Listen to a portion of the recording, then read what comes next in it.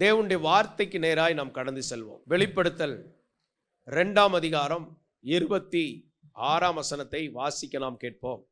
ஜெயம் கொண்டு முடிவு பரியந்தம் என் கிரியைகளை கைக்கொள்ளுகிறவன் எவனோ, ஜெயம் கொண்டு முடிவு பரியந்தம் என் கிரியைகளை கைக்கொள்ளுகிறவன் எவனோ அவனுக்கு நான் என் பிதாவினிடத்தில் அதிகாரம் பெற்றது போல, நான் என் பிதாவினிடத்தில் அதிகாரம் பெற்றது போல ஜாதிகள் மேல் அதிகாரம் கொடுப்பேன். ஜாதிகள் மேல் அதிகாரம் கொடுப்பேன். பிதாவினிடத்தில் இயேசு அதிகாரம் பெற்றது போல ஜாதிகள் மேல் அதிகாரம் கொடுப்பேன். லூக்கா 1:35 வாசிக்கும் போது, தேவதூதன் அவளுக்கு பிரதியுத்தரமாக, பரிசுத்த ஆவி உன்மேல் வரும், உன்னதமானவருடைய பலம் உன்மேல் நிழலிடும். பரிசுத்த ஆவி உன்மேல் வரும், உன்னதமானவருடைய பலம் உன்மேல் நிழலிடும். ஆதலால் உன்னிடத்தில் பிறக்கும் பரிசுத்தம் உள்ளது தேவனுடைய குமாரன் எனப்படும். உன் மேல பரிசுத்த ஆவியுடைய பலம் வரும். இந்த ஆவியானவர், அதான் தேவ பலம். நம்ம மேல தேவன் தம்முடைய பலத்தை அவர் பெருக பண்ணுகிறார். கர்த்தர் நம்மை ஸ்ட்ரென்தன் பண்ணிக்கிட்டே இருப்பார். கர்த்தர் உங்களை ஆசீர்வதிச்சுக்கிட்டே இருப்பார். இன்னைக்கு தேவ பிள்ளையே, உனக்கு கர்த்தர் பலன் கொடுத்துக்கிட்டே இருப்பார். உன்னதமான பலன் உனக்கு வந்துக்கிட்டே இருக்கும். எதிர்ப்பு இருந்த மாதிரி இருக்கும், தடை இருந்த மாதிரி இருக்கும், உங்கள்கிட்ட கர்த்தர்ட்ட இருந்து பலன் வந்துக்கிட்டே இருக்கும். ஹல்லேலூயா. சில துப்பாக்கிலாம் பார்த்துருக்கீங்க, அதில் நிறையா இந்த குண்டுகளே பெரிய நீளமாக இருக்கும். டப்ப டப்ப டப்பன்னு அடிக்க அந்த வந்துக்கிட்டே இருக்கும். இன்னைக்கு உங்களுக்கு எவ்வளோ எதிர்ப்பு இருக்கோ அதற்கு தக்க கர்த்தர் பலனை கொடுத்துக்கிட்டே இருக்கிறார். டப்ப டப்ப டப்ப டப்பன்னு அடிச்சுக்கிட்டே இருக்க வேண்டியதான். ஸ்தோத்திரம் ஸ்தோத்திரம், அல்லேலூயா, பிரைஸ் தி லார்ட். தடைகளை உடைக்கிற அபிஷேகம் இயேசுவின் நாமத்தில். தேவ பிள்ளைகள் எதில் போராடி கொண்டு இருக்கிறாங்களோ, இப்பொழுது கர்த்தர் தம்முடைய ஜனத்திற்கு பலன் கொடுக்கிறவர். பரிசுத்த ஆவி உன்மேல் வரும், உன்னதமானுடைய பலன் உன்மேல் வரும். பரிசுத்த ஆவி உன்மேல் வரும், உன்னதமானுடைய பலம் உன்மேல் நிழலிடும்.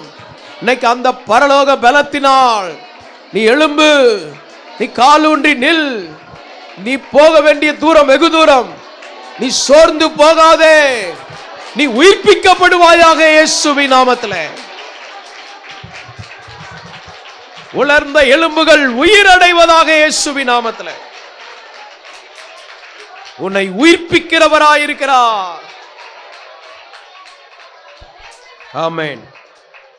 உன்னை அறியாமலே உன் மேல ஒரு வல்லமை வரும். உன்னை அறியாமலே உன் மேல ஒரு பலன் வரும். உங்களை அறியாமலே உங்களுக்குள்ள ஒரு உற்சாகம் வரும். உங்களை அறியாமலே நீங்க வித்தியாசமா ஆவியானவரோடு இணைந்து செயல்படுவீங்க. உங்களை அறியாமலே ஊழியங்களுக்கு வருவீங்க. உங்களை அறியாமலே திடீர்னு பெறப்படுவீங்க. ஆலயத்தில் வந்து ஜெபத்துக்கு வருவீங்க. உங்களை கர்த்தர் நடத்துகிற பாதை வித்தியாசமா இருக்க போகிறது. தாவீது சொல்லுகிற, என் வில் புது பலன் கொண்டது. திடீர்னு ஒரு பலன் வரும், டக்குன்னு காரியத்தை செஞ்சு முடிப்பீங்க. திடீர்னு ஒரு யோசனை வரும், அந்த காரியத்தில் முயற்சி எடுப்பீங்க. அங்க தூதர்களை அனுப்பி கர்த்தர் காரியங்களை வாய்க்க பண்ணுவார். யோவான் 1:14 வாசிக்கும் போது, அந்த வார்த்தை மாம்சமாகி கிருபையினாலும் சத்தியத்தினாலும் நிறைந்தவராய், அது நிறைந்தது கிருபையினாலும் சத்தியத்தினாலும் நமக்குள்ளே வாசம் பண்ணினார். முதல் ஸ்டேஜ் பாருங்க, அது வேர்டு. அடுத்த ஸ்டேஜ் மாம்சமாகுது. அடுத்தது கிருபையும் சத்தியத்தினால் நிரம்புகிறது. அடுத்தது நமக்குள்ளே வாசம் பண்ணுகிறது. அல்லேலூயா. இப்போ 1ஆம் வசனத்தை வாசித்தீங்கன்னா, ஆதியிலே வார்த்தை இருந்தது, அந்த வார்த்தை தேவனிடத்தில் இருந்தது, அது தேவனிடத்தில் இருந்தது, அந்த வார்த்தை தேவனாய் இருந்தது, அது தேவனாய் இருந்தது. ஒரு வார்த்தை இருந்தது, அந்த வார்த்தை தேவனிடத்தில் இருந்தது, அதுவே தேவனாய் இருந்தது. அந்த வார்த்தை மாம்சமாய் மாறுது. அது கிருபையினால் நிரம்புது. ஏன்னா எல்லாருக்கும் கிருபை கொடுக்கணும்.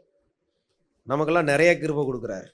அது ஏன் பாஸ்டர் அப்படின்னா, ஸ்தோத்திரம், நம்ம இருக்கிறதே கிருபை தானே. நிறைய கிருபை கொடுத்துருக்கிறார். இந்த கிருபையினால் அன்னைக்கே நிரப்பப்பட்டார், சத்தியத்தினால் நிரம்பினார். அதனால தான் வசனம் கேட்கிறோம், இப்படி கிருபையினாலும் சத்தியத்தினால் நிரப்பப்பட்டவராய் நமக்குள்ளே வாசம் பண்ணுகிறார். இப்போ அந்த வார்த்தை, இந்த கிருபை, சத்தியம் நிரம்பினதெல்லாம் இப்போ எங்க இருக்குது? எனக்குள்ளே. ஸ்தோத்திரம். இங்க இருக்கிற எல்லாருக்குள்ள என்ன இருக்குது? நீங்கெல்லாம் எம்டி பாத்திரமா, காலியான பாத்திரமாக வாழ்ந்த வாழ்க்கைலாம் மாறி போச்சு. இப்போ உள்ள யார் இருக்கிறா? கிருபையினாலும் சத்தியத்தினாலும் நிறைந்தவராய் எனக்குள்ளே. சொல்லுங்க, எனக்குள்ளே. சொல்லுங்க, எனக்குள்ளே. நீ சொல்ற வார்த்தை உங்க நரம்பு மண்டலத்துக்குள்ள போய் தாக்கத்தை உண்டாக்கும். உங்க இரத்த நாளங்களுக்குள்ள போய் தாக்கத்தை உண்டாக்கும். உங்க மூளை சிந்தை எல்லைகள்ல போய் தாக்கத்தை. எனக்குள்ள அவர் இருக்கிறார், எனக்குள்ள அவர் இருக்கிறார். இப்போ உங்களை நீங்க எப்படி எஸ்டிமேட் பண்ணுவீங்க பாருங்க. கிருபையினாலும் அவர் எனக்குள்ளே வாசம் பண்ணுகிறார், அவருடைய மகிமையை கண்டோம். எதை பார்க்கணும்? மகிமையை பார்க்கணும். தாவீது அன்னைக்கு ஆலயத்தில் போய் உட்கார்ந்து உடைய மகிமையை காண வாஞ்சியா இருக்கிறாரு. இன்னைக்கு நம்மையே ஆலயமா மாத்தி நமக்குள்ளே வந்து உட்கார்ந்து இருக்கிறாரு. மகிமையை காண்பாய். சொல்லுங்க, மகிமையை காண்பாய். மகிமையை காண்பேன்.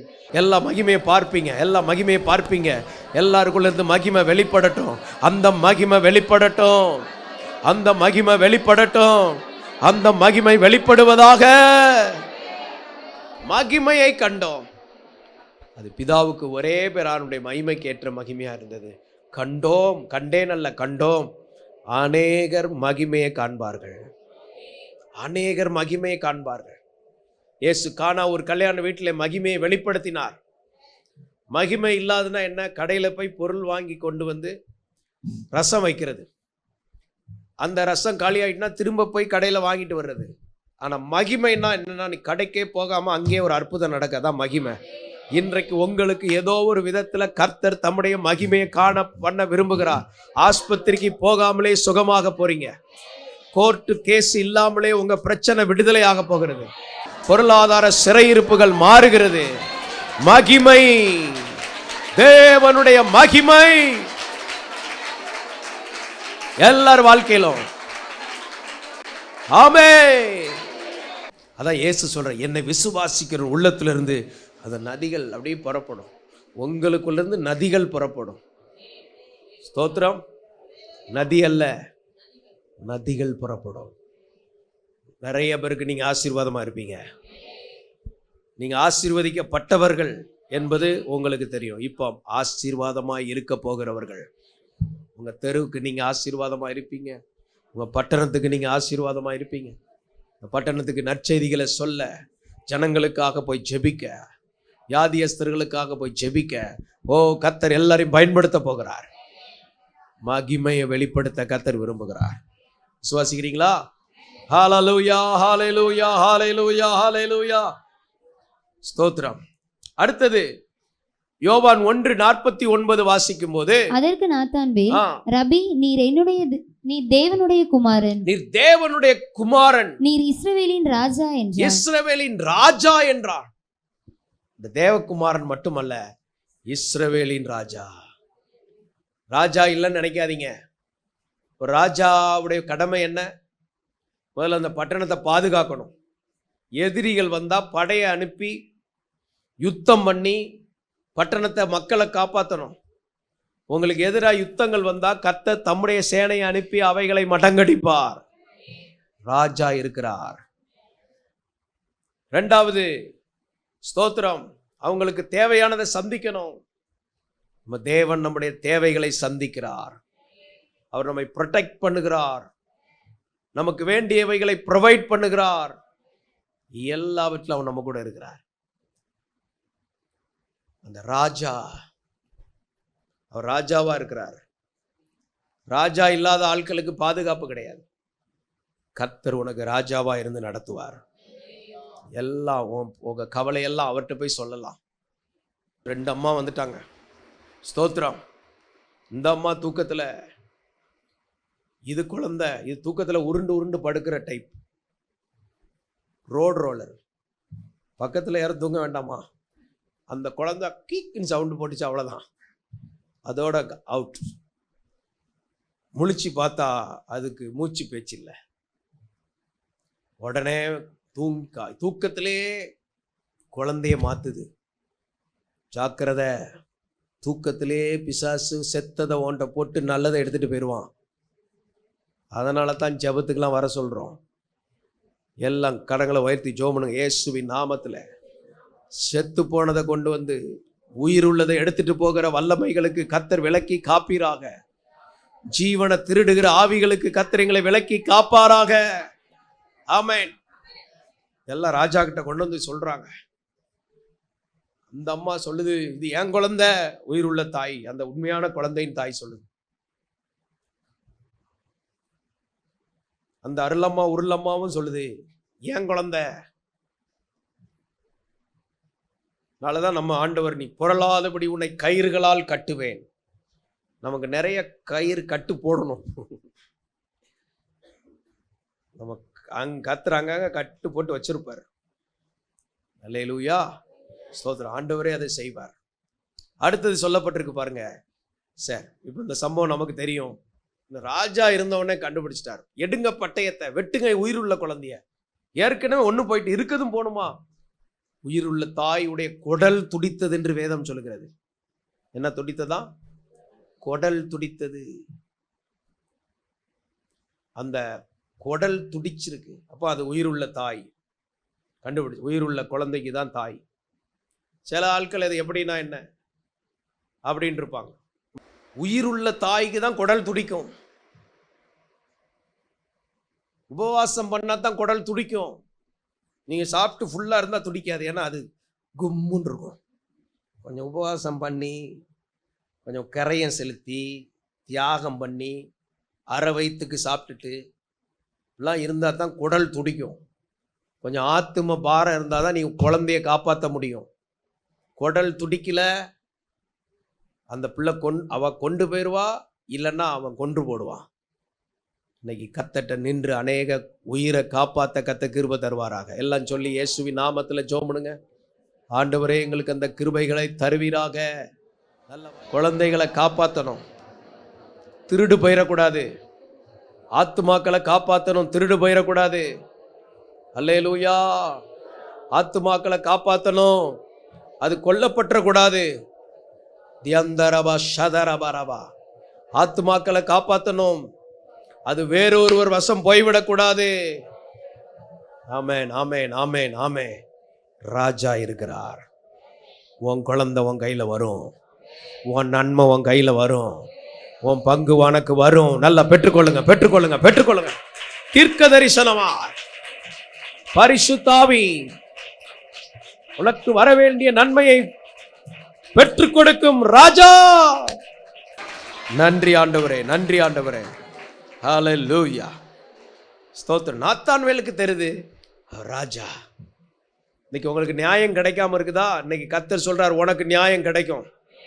உன் பங்கை யாரும் அபகரிக்க முடியாது. எவரும் உனக்கு வர வேண்டியதை வைத்திருக்க முடியாது. ஸ்தோத்திரம். கர்த்தர் அதை வர வைப்பார். அல்லேலூயா, அல்லேலூயா, அல்லேலூயா. யோவான் 3:16 வாசிக்கும் போது, தேவன் தம்முடைய ஒரே பேரான குமாரனை விசுவாசிக்கிறவன் எவனோ அவன் கெட்டு போகாமல் நித்திய ஜீவனை அடையும்படிக்கு அவரை தந்தருளி இவ்வளவாய் உலகத்தில் அன்பு கூர்ந்தார். ஒருவரும் கெட்டு போகாமல். அப்ப அந்த குமாரன் வந்தாச்சுன்னா கெட்டு போக விட மாட்டார். கெட்டு போகாம ஜீவனை கொடுக்கிறார். அந்த ஜீவன் நித்திய ஜீவனா மாறுகிறது. இதனால தான் அன்பு கூர்ந்தார். கெட்டு போகாமல். நீ கெட்டு போகக்கூடாது.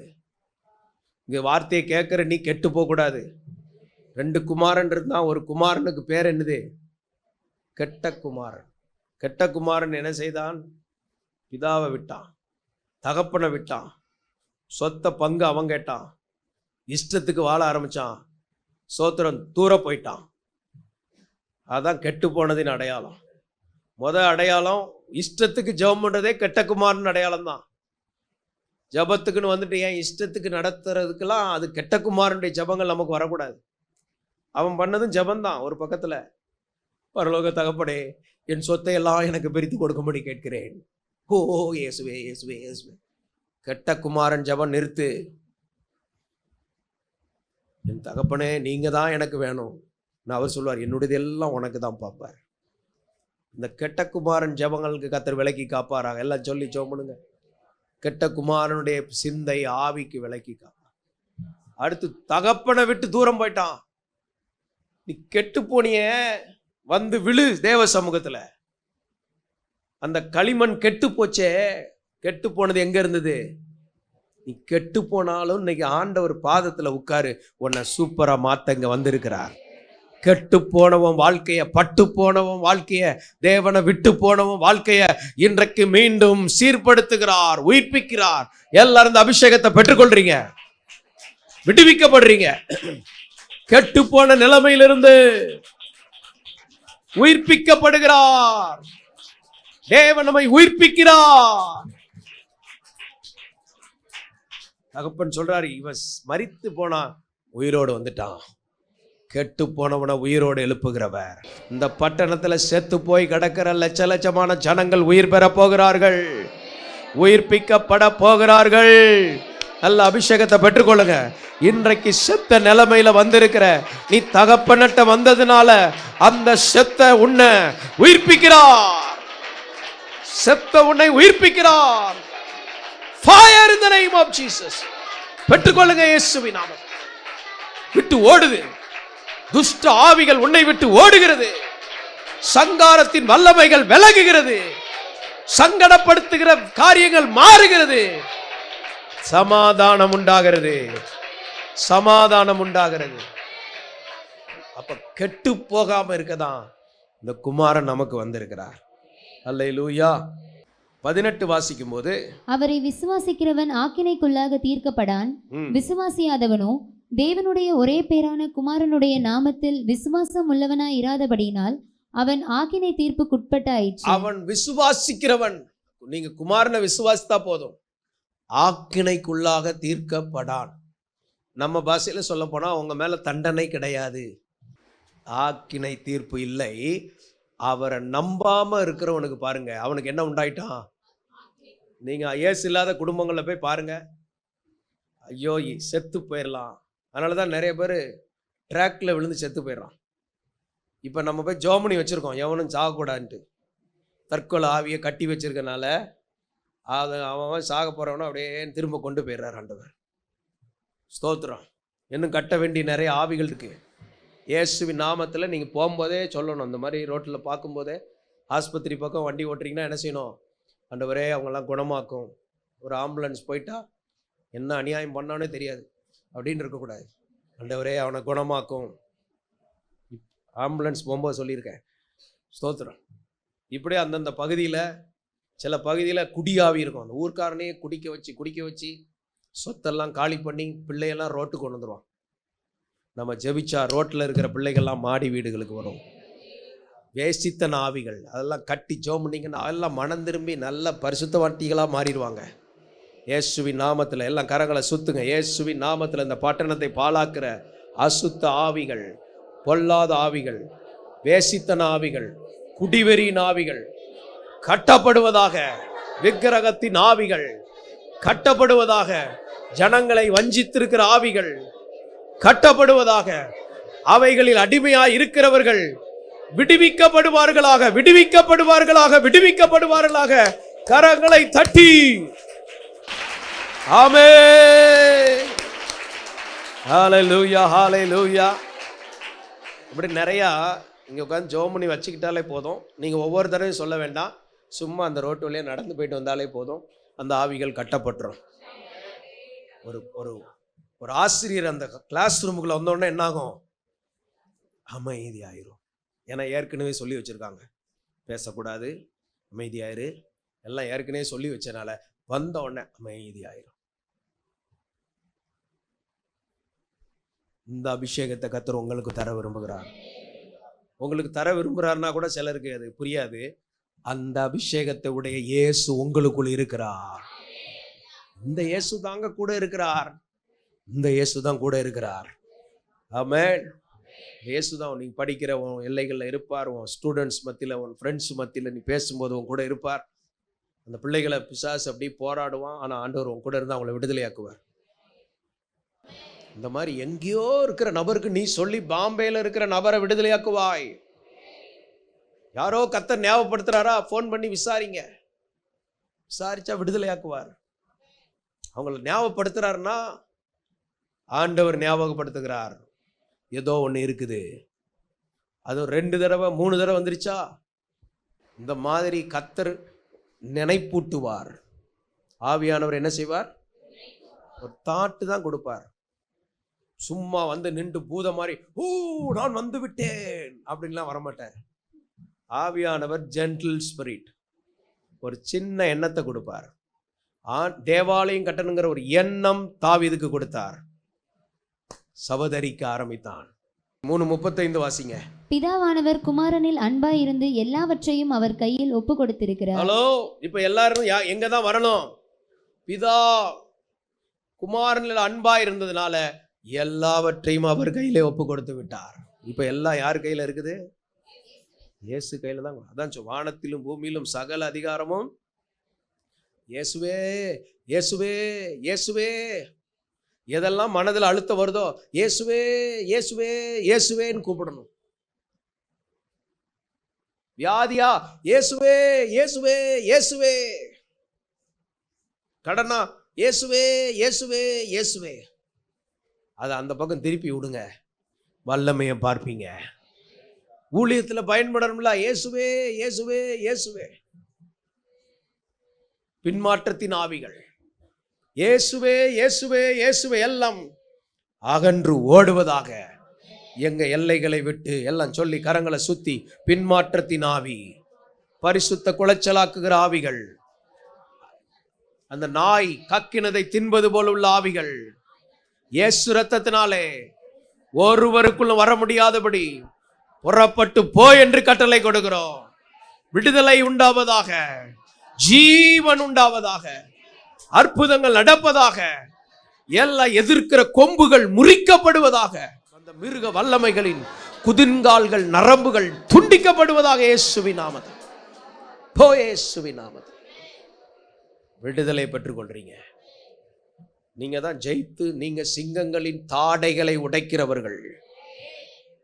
ஆண்டவர் அந்த கிருபைகள் எல்லாருக்கும் தருவாராக. 3:35 வாசித்தோம். 36 வாசிங்க. குமாரனிடத்தில் விசுவாசமாய் இருக்கிறவன் நித்திய ஜீவனை உடையவனாய் இருக்கிறான். அவன் நித்திய ஜீவனை உடையவனாய் இருக்கிறான். குமாரனை விசுவாசிக்காதவன் ஜீவனை காண்பதில்லை. ஜீவனை இல்ல. தேவனுடைய கோபம் அவன் மேல் நிலை நிற்கும். கோபம் இருக்குது. நல்லா கவனிங்க. ஜனங்களை ரெண்டா பிரிங்க. இயேசுவை விசுவாசிக்கிறவங்களுக்குள்ள நித்திய ஜீவன் இருக்குது. அவன் செத்து போனாலும் நித்திய ஜீவன்ல தான் இருப்பான். அவன் சாக மாட்டான். என்னை விசுவாசிக்கிறவன் மரித்தாலும் பிழைப்பான், மரியாமலும் இருப்பான். ஆனா இந்த ஜீவன் இல்லாதவங்க பாருங்க, இயேசு இல்லாதவங்களுடைய வாழ்க்கையை பாருங்க. அவங்க வாழ்க்கையில ஜீவனும் இல்லை, தேவ கோபம் இருக்குது. அவங்க மேல என்ன இருக்குது? தேவனே சாத்துறாரு, தேவனே சிக்க வச்சிடுறாரு, தேவனே கோபம், தேவ கோபம். எத்தனை குடும்பங்கள் தேவ கோபத்துல இருக்குது. தேவனே கோபமா இருக்கிறாருன்னு தெரியவும் மாட்டேங்குது. அவர் கையில தான் எல்லாம் இருக்குது. அவரை அண்டி கொண்ட நம்ம பாக்கியவான்கள். இன்னைக்கு அந்த கிருபையை சொல்ல கர்த்தர் உதவி செய்வாராக. இயேசுவின் ரத்தம் ஜெயம், இயேசுவின் ரத்தம் ஜெயம், இயேசுவின் ரத்தம் ஜெயம். 5:25 மரித்தோர் தேவ சத்தம் கேட்கும் காலம் வந்திருக்கிறதுன்னு சொல்லப்பட்டிருக்கு. அப்போஸ்தலர் 8:37 இயேசு தேவனுடைய குமாரன் என்று விசுவாசித்தவர்கள் ஞான ஸ்நானம் பெற்றார்களாம். கந்தாகை மந்திரி இயேசு தேவகுமார்னு விசுவாசித்தா என்ன செய்யணும்? என்ன ஞான ஸ்நானம் எடுக்காம காலத்தை ஓட்டக்கூடாது. இயேசு தேவகுமார்னு விசுவாசித்து உடன்படிக்கை பண்ணணும். இயேசுவை விசுவாசித்து நான் உடன்படிக்கை பண்ணியிருக்கிறேன். நீ விசுவாசம் உள்ளவனாகி ஞான ஸ்நானம் எடுக்கணும். விசுவாசம் உள்ளவனாகி ஞான ஸ்நானம் பெற்றவன் ரட்சிக்கப்படுவான். விசுவாசிக்காதவன் நல்ல, என்னையெல்லாம் சின்ன வயசுல குழந்தையா இருக்கும்போதே கொடுத்துட்டாங்க. எனக்கே தெரியாது, பின்னால தான் உனக்கு ஞான ஸ்நானம் கொடுத்துருக்கோம். அதுக்கப்புறம் எங்கள் அம்மாவுக்கு பேயெல்லாம் பிடிச்சி, அப்புறம் பாஸ்டர் வந்து ஜோமனி பேய் மாறினதுக்கு அப்புறம் ஞான ஸ்நானம் எடுத்தாங்க. அதுக்கப்புறம் இந்த மாதிரி நம்ம வாழ்க்கையில் விசுவாசம் உள்ளவனாகி ஞான ஸ்நானம் எடுக்கணும். இதுதான் சத்தியம். சத்தியம் தானே விடுதலையாக்கும். இயேசு தேவகுமாரன் விசுவாசிக்கலன்னா அவங்க மேல என்ன இருக்குது? ஆக்கினை தீர்ப்பு. இங்க இன்னொரு வசனத்துல பார்த்தோம், தேவ கோபம். இயேசு இல்லாதவங்க மேல தேவ கோபம் இருக்கதான் செய்யும். எங்கேயாவது ஒண்ணுல மாட்டிக்கிட்டே இருப்பாங்க. ஆனா நம்ம தேவ பிள்ளைகள் மேல பிசாசு கோபப்படுவான், இயேசு காப்பாத்திக்கிட்டே இருப்பார். இயேசு விடுதலையாக்க வந்துருவார். அப்படி வந்து நிற்பார்ல உயிர்த்தெழுந்த வல்லமையோடு. பயப்படாதே மகளே, ஒரு கை பார்த்துருவோம். அப்படின்னு அடிச்சு நொறுக்குவார் தடைய. நீங்க இந்த ஆவியோட கனெக்ட் ஆகுங்க, பரிசுத்த ஆவியோட கனெக்ட் ஆகுங்க. உங்க பிரச்சனையில மைண்ட்ல கனெக்ட் ஆகாம ஆவியில தேவனோடு இணைந்து கொள்ளுங்க. அது நொறுங்குது. உன்னை வேதனைப்படுத்துகிற அந்த தேள்களின் கொடுக்குகள் மிதிக்கப்படுகிறது. அது இயேசு இரத்தத்தினால் எரிக்கப்படுவதாக. அந்த சர்ப்பங்கள் இயேசுவின் நாமத்தில் அப்புறப்பட்டு போ. தண்டு வளங்களுக்குள்ள ஒளிந்து கிடக்கிற வல்லமைகளை கடிந்து கொள்கிறேன். இப்பொழுது நீ ஜனங்களை விட்டு வெளியே போ. சிந்தையில விஷத்தை கக்கி கொண்டு இருக்கிற பொல்லாத ஆவிகளுக்கு கட்டளை கொடுக்கிறேன். சர்ப்பத்தின் ஆவிகள் சுட்டரிக்கப்படுவதாக. Fire in the name of Jesus. எல்லாரும் அக்கினிக்குள்ள வர்றீங்க. எல்லாரும் ஒரு விசேஷித்த அபிஷேகத்தின் அக்கினி இடத்துல இறங்குது. பெற்றுக்கொள். இதுவரை பெற்றிராதவர்கள் இப்போ பெற்றுக்கொள்ள முடியும். இப்போ உங்க மேல இருக்கிற அந்த சாபத்தின் வல்லமைகள், அந்த சர்ப்பத்தின் கிரியைகள் செத்து போவதாக இயேசுவின் நாமத்தில். உங்க கால்கள் அதை மிதித்து நீங்கள் பலனடைகிறீர்கள், உயிர்ப்பிக்கப்படுகிறீர்கள். இந்த சபை எழுந்து நிமிர்ந்து நிற்க பண்ணுகிறார். கர்த்தர் இதை எழுந்து நிமிர்ந்து நிற்க பண்ணுகிறார். ரோமர் 1:5 பரிசுத்தாவின்படி தேவசுதன் என்று மரித்தோரிலிருந்து உயிர்த்தெழுந்ததினாலே பலமாக ரூபிக்கப்பட்டவர். ப்ரூவ்டு சன், நிரூபிக்கப்பட்ட குமாரன். மரணத்தை ஜெயித்து தாங்க வந்து நிற்கிறாரு. மரணத்தை ஜெயித்து தான் வந்து நிற்கிறாரு. எந்த ரூட்ல, எந்த பாடுகள்ல, எந்த போராட்டத்துல நீ இருந்தாலும் உன்னை உயிர்ப்பித்து உன்னை தூக்கி நிறுத்தி மகிமைப்படுத்துவார், மகிமைப்படுத்துவார், மகிமைப்படுத்துவார், மகிமைப்படுத்துவார், மகிமைப்படுத்துவார். சாத்தான வெட்கப்படுத்த சொல்லுங்க, மகிமைப்படுத்துவார். பெற்றுக்கொள், பெற்றுக்கொள். ரிசீவ் தி அனாயிண்டிங். கர்த்தர் உன்னை மகிமைப்படுத்துவார். கர்த்தர் உன்னை மகிமைப்படுத்துவார். ரோமர் 8:32 சொந்த குமாரன் என்று பாராமல் அவரை ஒப்பு கொடுத்தவர் அவரோடு கூட மற்ற எல்லாவற்றையும் அருளாதிருப்பது எப்படி? குமாரனே கொடுத்தாரே, உங்களுக்கு தேவையானதை தரமாட்டாரா? குமாரனே கொடுத்திருக்கிறார், குமாரனே கொடுத்திருக்கிறார். அதெல்லாம் கர்த்தர் ரிலீஸ் பண்றார். பரிசுத்த பிதாவே, எங்களுக்கு கொடுத்த வார்த்தைகளுக்காக ஸ்தோத்திரம், இந்த கிருபைகளுக்காக ஸ்தோத்திரம், இந்த ஆவி நிறைவுக்காக ஸ்தோத்திரம்.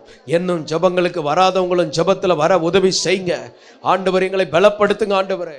இயேசுவின் ரத்தம் ஜெயம், இயேசுவின் ரத்தம் ஜெயம். கர்த்தர் மகிமைப்படுவீராக. ஆசீர்வதிங்க இயேசுவின் நாமத்தில் பிதாவே, ஆமென். Rock City AG Church service timing Sunday morning 5 a.m., 7 a.m., 9 a.m. and 11 a.m. Evening 6:30 p.m. Branch Church AG Blessing Center. Sunday morning service 9 a.m. near Ariyamangalam EB Office Street, Thidir Nagar Road. Our address AM Plaza number 8/1, second floor, opposite Sidambaram Mahan, Trichy 620002.